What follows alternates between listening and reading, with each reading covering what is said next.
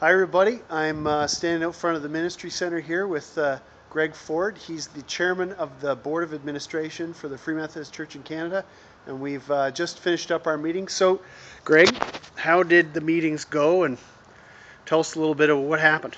Well, they were good meetings. We have 2 full days. We get together on Friday and Saturday. We get together twice a year, generally in the spring, April, and again in November. I guess to sort of lay it out, initially the Board of Administration, just so everyone understands, is frankly it's very similar to your local church. I mean, it's the governing body for the Free Methodist Church in Canada, and I guess in the simplest terms, you'd say that we conduct the work of the church between general conferences. So we have a structure that is. Half of there are 16 people on the BOA, and half of them are lay people, and half of them are pastors people, and we have a committee structure. So it's based on the alignment, really, if you will, with the national leadership team members. So we have a management committee, and in simple terms, that's sort of the money side of the business. And those people on management committee take care of things like the pension fund for the pastors, the investment decisions that are made, the benefit packages. A subcommittee of that, of course, is personnel. So the NLT and the support staff here in Mississauga are all covered off on that. That's a very busy committee, very challenging. Then we have the leadership committee, which is that's your whole MEGAP group, and they take care of the pastors and things like that. Take care of pastors, ministerial candidates. The ordinations go through there. Commissioned ministers all come through that whole MEGAP process, and eventually that all ends up at the BOA for final approval, if you will.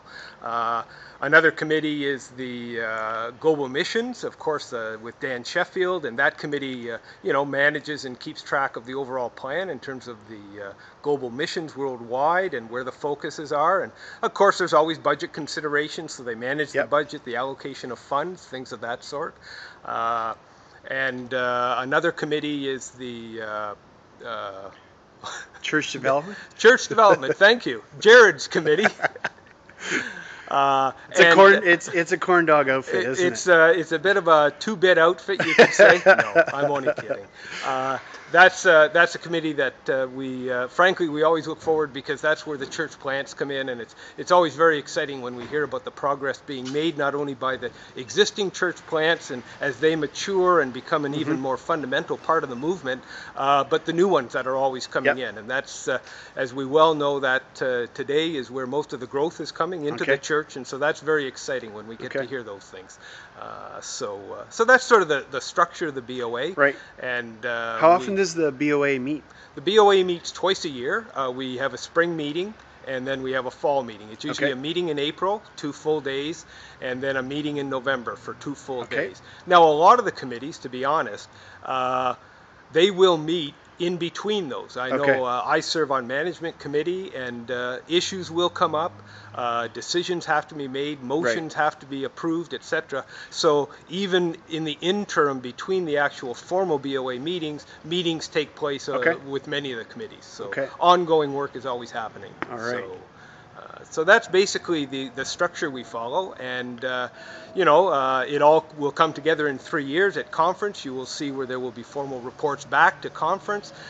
We have responsibility, of course, to conduct the business of the church, to finish the work that was given to us at General Conference last year. They'll look, how successful were you? So, for example, right now, one of our primary concerns at the BOA, of course, is the issue of church health, and the issue around how and when can we bring in a director of church health, a new NLT member. Right. How are things going on that score? Well, we're seeing some real progress now. I mean, to be honest, we would have all liked to have had it happen, back at General Conference in 2011. But there are budget concerns, but we are seeing some growth in core, and indeed a few of the committees have set that out as a key goal for the coming, 6 to 8 months.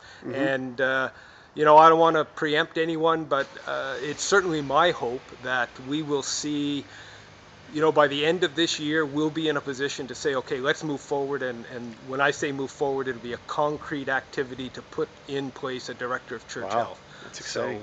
So that's probably the one big outstanding challenge from the 2011.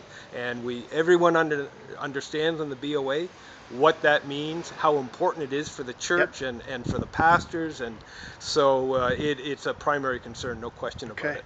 Top of the list. All right. Well, thanks a lot, Greg. Anything else you want to say, or? No, just if anybody, I know a lot of people out there, frankly, when you say BOA, they don't know really what you're speaking about, and that's okay. But you know, if you do have any questions, if you want to know more, whatever, don't hesitate to you know, give me a call, send me an email, whatever. Always willing to help people understand further what the BOA is, what it does, and how it works. Great. So, Great. okay? Thanks a lot, Greg. Thank you. Okay.